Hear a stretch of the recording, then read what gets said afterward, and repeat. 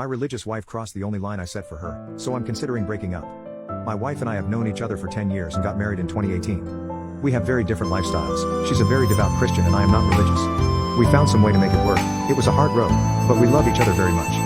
She has never met my biological mother because I cut her from my life. My parents were divorced long before I met her, and I broke contact with my mom after I turned 18. My mom was extremely abusive towards me growing up. She physically abused me and my sister regularly and tried to frame it on my father.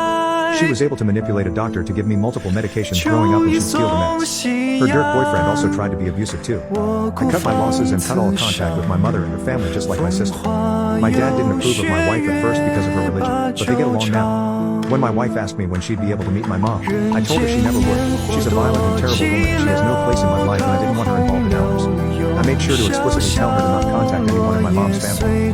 Recently, my mom showed up at my work, which she did not know of. It got ugly, and police had to be called to remove her from the property. She came in trying to throw things at me because I cut her out and would call me things I never wish to hear again. She called me a terrible son for not taking care of her when she needed money for groceries. I didn't want to create a scene, so I took all of her anger and waited for the police's arrival. It was such an embarrassment.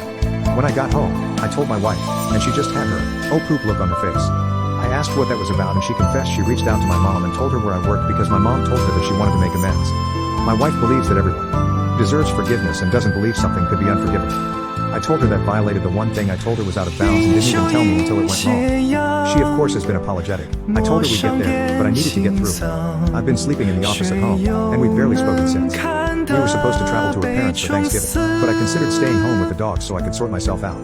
While she was gone, I took the time to think and figured that if she could neglect my opinion regarding this, then very likely she could do the same. When she got home, I told her how I felt and how I'm considering breaking up.